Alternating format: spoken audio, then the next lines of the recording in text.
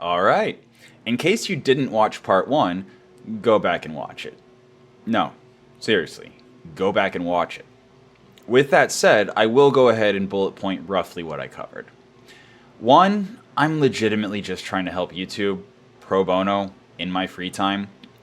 I don't want to work for you, nor do I care enough to dedicate a full-time effort to letting you know how your systems are faulty. Meet me halfway here. 2, testing and feedback can be tricky.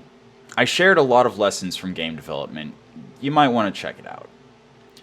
And 3, I truly believe that your systems work as intended for the majority of channels, or at least for the channels where most of your revenue comes from. That doesn't mean everything's peachy, and I would go so far as to venture a hypothesis that a significant amount of Twitch and TikTok successes are coming from the younger and smaller creators going to a platform where their experience isn't an anomaly of the system beating them down, then having the corp tell them to just make better content because the system works fine. So, for today's video, the second of 3 in this mini-series, the links of which I will again be submitting to the YouTube Partner Program feedback system, I'm going to go over some analytics and examples of things being strange. I will begin with the statement that I truly believe this is all unintentional, and the patterns I've observed largely seem to be either direct answers to bad actors in the past, logical changes to the system that would need implementation to prevent future abuses, or necessity dictating that systems be automated due to the sheer volumes that YouTube must handle. We'll start with the one theory that I'm certain is correct. It has been clear to me, through my analytics and the data of the other creators who were kind enough to compare notes, that YouTube implemented a system, at some point, to address the abuse case of channels purchasing bot account subscribers and views.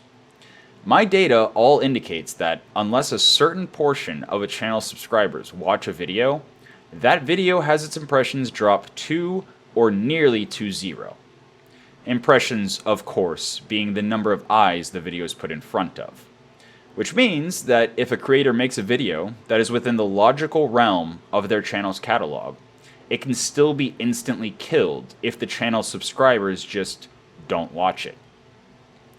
I will absolutely admit I can't conclusively determine if it's a percentage or a flat number of subscribers, but there is continuous and consistent correlation of the data that would indicate this theory is completely valid.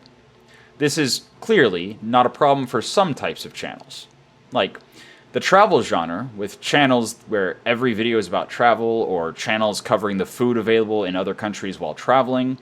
But some genres are severely punished, like a gaming channel that's trying to branch out from the one specific game the majority of the subscribers followed for. My channel is a solid example of this, as I will now show with my labeled analytics in slide format. But it also affects channels, especially smaller channels, in some of the other less formula-friendly niches. For my data today, I'm only going to speak on my channel, which is entirely about games, primarily video games. So here's the most clear example I can offer.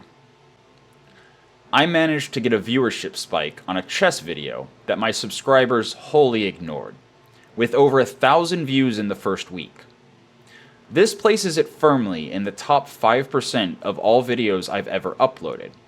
But since the impressions flatlined after that amazing first week, it was murdered when it should have, theoretically, done much, much better in the months since.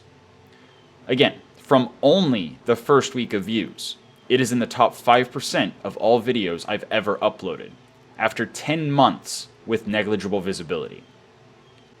For a larger channel as an example, Alex the Rambler has tried to stop making Hearts of Iron content multiple times over the last few years, and always goes back to the same game no matter how burned out he is, because his subscribers came for Hearts of Iron and don't watch the other things he has tried to release. Variety gamer channels are prohibitively difficult to build, at least in recent years, so the same long-established channels dominate the niche, most of whom started well before the subscriber purchasing abuses started, and, ergo, based on my theory, would not have struggled with this particular issue. This is, I believe, part of the reason why so many creators, even incredibly successful teams, have been splitting their content between multiple channels. While Extra Credits, for example, can afford to split its content between 2 channels and have the subscribers who are interested in extra history or mythology versus the game industry content segregate themselves, any channel with significantly fewer subscribers will struggle keeping a second channel alive, even if they get it started at all. If this is the way you want your systems to work, and having channels split every time they cover even somewhat different topics is the intent rather than a symptom of a problem, you need to be cognizant of the fact that this will be essentially impossible for any channel that doesn't have a literal team of people working on it. Again, if you want YouTube to last beyond the current generation of big-name content creators, you may want to reconsider. The second major anomalous behavior of your systems results primarily from reliance on machine learning, neural networks, or some other software automation to handle recommendations and suggestions.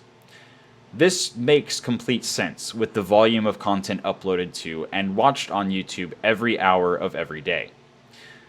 I believe the problem here, yet again, is an issue with a system that works perfectly when you have thousands of people's data to put into the system, but when the data set is small enough, you get extremely strange behavior that I doubt any human being would approve of. The current slides I'll be showing are the videos where my content is being recommended. Please note, all I do on my channel is play games and speak as a game developer.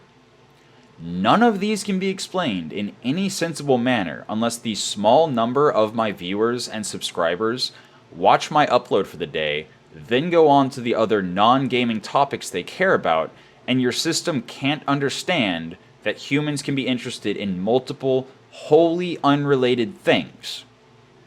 This, again, does not mean your system doesn't work. It simply needs a secondary system or specific checks to ensure that complete nonsense doesn't come out of the pipeline with insufficient data. Garbage in, garbage out is a classic programmer idiom. If you can convince me that playing a game where big stompy robots blow each other up is legitimately interesting to some random person who is watching videos about politics, British people watching American football, and Netflix drama, I will happily yield to your wisdom. Spoiler, there is no valid explanation. It's software that isn't being appropriately checked at all scales. Rather than belabor the point, I'm just going to reiterate my stance from my email correspondence. I'm not going to guess how exactly your systems work and create suggestions for mystery code. I'm not willing to invest that much time, especially before I have a liaison to speak with. Offer me an NDA or a conversation of theory rather than specifics, and I'll be happy to offer my thoughts to you. Alright, now on to the really fun part. Drama! Again, I actually believe none of you at YouTube really want to piss everyone off.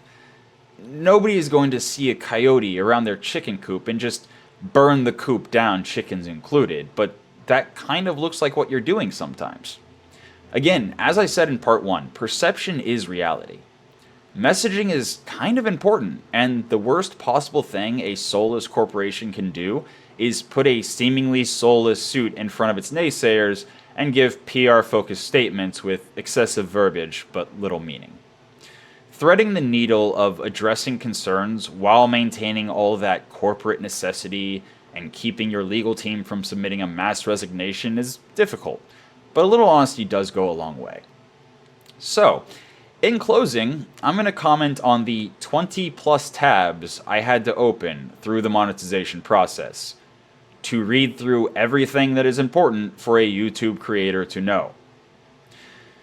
The fact alone that it wasn't in 1 or 2 clear documents was startling. Imagine if you sat down in front of an attorney and they had you walk all over their office to read bits and pieces of information relevant to the case you're trying to hire them for. Seems like a ridiculous idea, right? Personally, that would make me feel like the attorney was either unreliable or didn't know what they were doing or were hoping that I wouldn't read the majority of it at all. After going through every line of every tab, including having to open multiple drop-downs that hid details in far too many of the tabs, then considering exactly how many YouTube channels exist, I'm not the least bit surprised that enforcement is, at least in appearance, inconsistent. This, too, is a full discussion I'm willing to have with you, but I'm not going to waste my breath until I know you're sitting down at the table. Now that I've said my piece about messaging, I'm going to call this the end of part 2, and I'll spend part 3 talking to myself, as if I were having a conversation with you about your search and discovery video. I have no doubt it was a well-meaning attempt to answer some common complaints and questions, but, well, spoilers. You'll see in part 3.